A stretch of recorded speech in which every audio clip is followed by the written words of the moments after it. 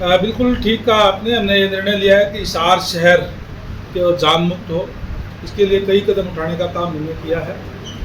अभी जो कमेटी बनी थी उस पे उससे जो जो चीज़ें थी उसकी रिव्यू मीटिंग भी अभी मैं जल्दी करूँगा और उसमें जो हिसार शहर को जाम से मुक्ति दिलाई जाए और प्रयास हमारा ये रहेगा कि एलिवेटेड बिना बने ही इसकी कोई जाम की समस्या हो जाए, जिसमें हमने ये निर्णय लिया था कि जो ये लक्ष्मीबाई चौक है इससे लेकर के ये जो इरिगेशन की ज़मीन है, फिर आगे पुलिस डिपार्टमेंट की है, फिर पार्क है, फिर पीडब्ल्यू डिपार्टमेंट की है, फिर टूरिज़्म की है, इनकी थोड़ी ज़मीन लेकर के इसको चौड़ा कर दिया जाए।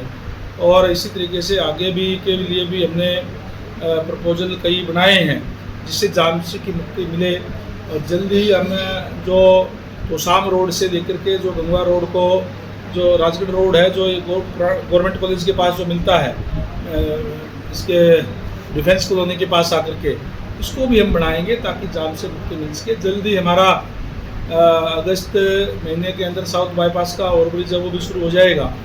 और हमने आगे की प्लानिंग बनाते हुए रिंग रोड की योजना भी हिसार के अंदर बनाई है। NHI से माननीय CM साहब की और NHI की डिपार्टमेंट की जो है मीटिंग हो चुकी है, PWD की और NHI की, तो जल्दी ही वो भी सिरा हिसार में चढ़ेगा। वो जो राजगढ़ रोड से लेकर के और तलवंडी रोड के अंदर जो है वहाँ तलवंडी के पास जो मिलेगा वो हाईवे के पास, तो ये रिंग रोड भी जो है आने वाले समय के अंदर हम बनाएंगे ताकि शहर के अंदर डेवलपमेंट भी हो और शहर के अंदर जाम भी ना लगे। हवाई सेवाओं के साथ साथ हेलीकॉप्टर सेवा हिसार से माटीसाम और सालासर के लिए शुरू करने की बात सरकार की तरफ से भी है, क्या देखते हैं हिसार के लिए? अभी कोई शेड्यूल नहीं आया है, लेकिन प्रयास है सरकार का कि जल्दी शुरू हो ताकि कम समय के अंदर लोग अपना सफ़र कर सके। और यहाँ से बहुत से यात्री खाटू श्याम जी सालासर जाते हैं, उनके लिए हेलीकॉप्टर की सेवाएं यहाँ जल्दी शुरू होगी।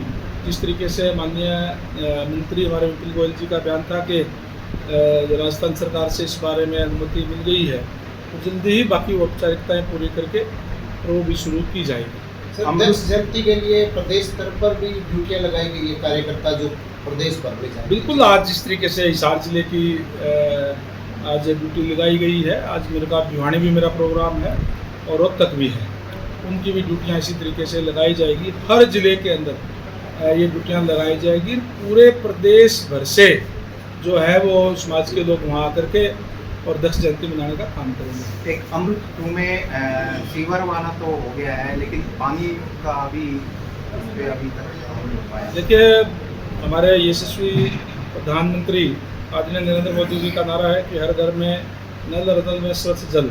हमारा डिपार्टमेंट उसको साकार करने में लगा हुआ है। निश्चित रूप से जहाँ जहाँ कोई पानी की किल्लत भी होगी उसको भी हम दूर करवाने का काम करेंगे। सर, एक आखिरी सवाल, जिस तरह से मानसून का जो समय आ रहा है, जो अपना बस स्टैंड है या फिर ऑटो मार्केट के आसपास के एरिया जो पानी भर जाता है इसमें, तो आने वाले समय में किस तरह के कोई प्रोजेक्ट आप जो है हिसार के लिए लाएंगे?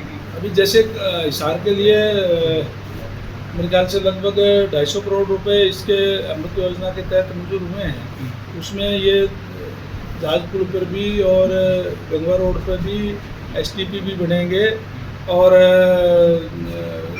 जो पानी निकासी का प्रबंध जो है किया जाएगा। Thank you.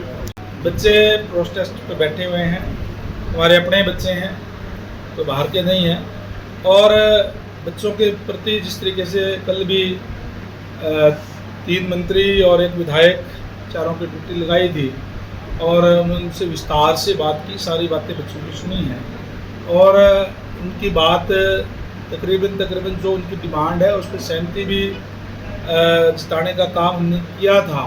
और मैं समझता हूँ कि देखिए, स्टूडेंट है, पढ़ रहे हैं और जो भी कोई इनजस्टिस उनके साथ हुआ है उनके खिलाफ भी कार्रवाई, जो ऑलरेडी जो FIR भी दर्ज है, सारी चीज़ें हैं।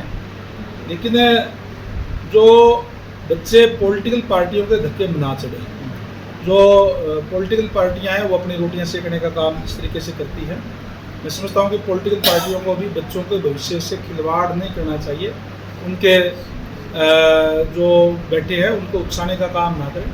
हाँ, जो डिमांड, जो जायज़ डिमांड है उसके लिए तो धरना ना भी करे तो भी सरकार हमेशा साथ है। एक ऐसी सरकार है कि 24 घंटे तो माननीय मुख्यमंत्री मिलते हैं, मुश्किल से 2-3 घंटे सोते हैं, वो चाहे सुबह जाओ शाम को जाओ, कोई भी बात हो रखे और बड़े खुले मन से सुनते हैं, उसको हल करने का काम करते हैं। आज भी हमारे को माननीय मुख्यमंत्री महोदय ने भेजा है कि उनकी समस्याएं सुन करके उनको सॉल्व करने का काम करें, लेकिन जो राजनीतिक पार्टियां हैं वो दखल करने का काम करें, उनको दखल नहीं करना चाहिए।